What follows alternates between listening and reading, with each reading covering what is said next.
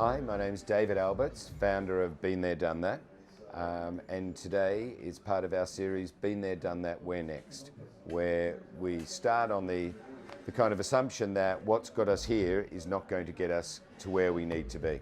And today I'm very happy to have Jeff Jarrett, the North American CMO of Bayer Health with us.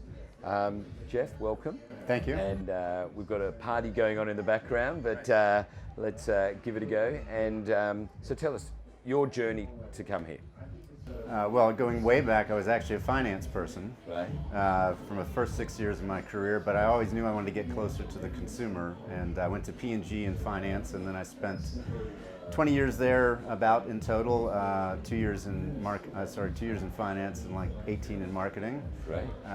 I left P&G to be the CMO of a small turnaround company, and then I left that company to be the CMO for North America of a large turnaround company, which was Bayer North America. The consumer health division was in need of a turnaround. So I've been there for 5 years and really enjoying it. The turnaround has happened, and now we're trying to get to great.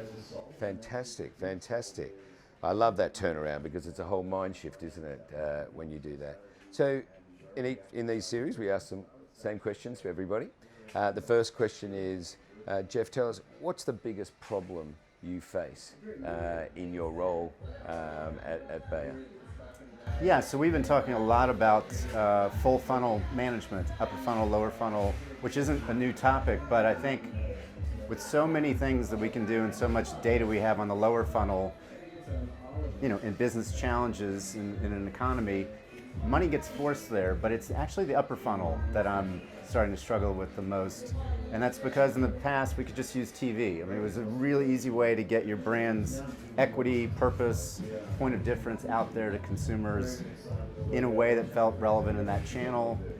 But now we've got, you know, a million different channels actually trying to reach every consumer with a message that's going to be emotionally engaging, especially because they're in each channel for a different reason. So what's emotionally engaging is going to be different. And so the real need is how can I be everywhere with an engaging message that's right for that consumer at that moment? That's really interesting, really interesting. And yeah, in a way, Gen AI has got the promise that we can make lots and lots of content, but it kind of, in a way, it solves a problem, but also it adds to the problem as far as that. How do you then, with that problem, how are you thinking about it in tackling that problem? Well, I mean, you can't be everywhere. You don't have enough money to do that. But first is picking the exact places where you need to be, and data can help us a lot with that, being focused on a certain consumer, what are their habits, behaviors, and what are the moments that are right where you need to show up. All right, now you can get it into a reasonable space. But I mean, the next part is we're working with our existing partners, but also bringing on new partners all the time who are experts in these channels that we now need to be great in. We need to build brands in these channels, and so that's the move right now. Is how do we be as good there as we've been in the previous channels in the past? It's so interesting. We hear it so often. Is this idea that actually the curation, and whether you talk about that through strategy or defining problems for the brand up front, is one of the biggest needs, in a way, to go further, as you say, upstream, understand where the brand exists and what the brand stands for, so that when you get into different channels, it kind of, maybe it might turn up in different places or in different shapes or colors or sizes in every different channel. But how do you, is that something that you're looking at, to go upstream and define what's the role of the problem that brand faces and the challenges? Yeah, definitely. I think, again, the question is how many channels and how far upstream. So I think the key first part is being strategic and saying we're going to use this channel, this channel, and this channel for this purpose.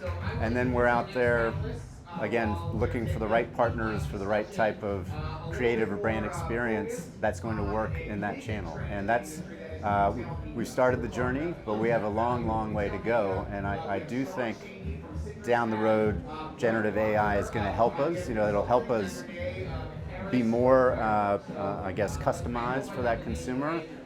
But I can't see it ever replacing the need for creativity that actually makes people think differently. It can it can multiply it once you have it. Exactly. But we'll see if it can come up with creativity like the greatest creative minds at our agencies. Yeah, I think I was discussing with someone the other day, and actually a CMO at Unilever, who was saying technology is fantastic. And her point of view was, as we up the technology, we have to equally balance it with the humanness, right? Because otherwise it gets out of kilter, right? And so I suppose that's the challenge of, maybe that's the role of human intelligence, is to understand how humans think, and the role of technology is to how to amplify, distribute it. I think is really interesting. So in an ideal world, if you were to project along the turnaround and get to a place what's a great place to get to that we can all kind of imagine? I mean, a great place to get to would be any channel where we're going to be, the work is good enough to be at least shortlisted here. Right. And if we're not going to be in that channel, then I don't need to worry about it so much. But if we're going to be there, I want it to be world class. I want it to be great, not just because awards are great, but because if the creativity is strong enough, it will actually break through the consumer in these channels like TikTok and others, which are crowded with content that consumers are just, they're consuming 3 hours a day of anything that gets served at them, and what we come up with has to be as interesting or more interesting than that. Yeah, I think it's interesting. One of our clients describes strategy as forcing you to make choices, and I kind of think that understanding that what you're trying to achieve will decide, do I need to go here or here, rather than be everywhere. But as you say, it's how do you bring that to life. So if you were going through the journey you're going through, and I really love the fact that you say you're on a journey, it is where next, the next 4 months and the next 6 months, what would be the first step that you would advise people to, where do they start? Well, I think you would start with where's your consumer spending time and really dig into that. And once you know that, then I think you need to look at what partners are out there that are experts in that space. And in some cases, it's going to be an agency. In some cases, many social channels, it may be creators and influencers who actually understand the consumer and what the consumer wants and needs on those channels better than we do or the agencies do. So I think it's just about finding the experts where you need the expertise. Yeah, no, I think access to expertise is more and more important than ever before, and I think you're right. It's not one size fits all. It's finding who's good at this bit, who's good at that bit, but then I suppose if you're going to get that emotional connection, we spoke about before, the role of how do you make healthcare products feel as emotionally connecting as a soft drink or a fashion brand or anything like that. And I think that's a real opportunity, actually, as you start to look at the audiences. So the second thing I would say, back to my comment about it needs to be good enough to win here, if we push our teams to deliver work at that level, even if they don't get there, it's still going to be quite good, and it's probably still going to be better than any advertising you would do if you weren't pushing for that level. And then when you do hit the home run, then things are exciting. I think that's what is great about coming down here, and has always been in my 25 years. When you sit in a room and see something, it connects with you, and the message gets absorbed. And I think that is, if you talk about the fourth industrial revolution, where creativity is going to lead the way in that, I think it's a very exciting journey you're going on. So thank you very much for spending the time with us. And I'm sure that we'll see you back here walking up on stage next year. Let's hope so. Okay, thanks a lot, Jeff. Thank really you. Nice to meet you. You too.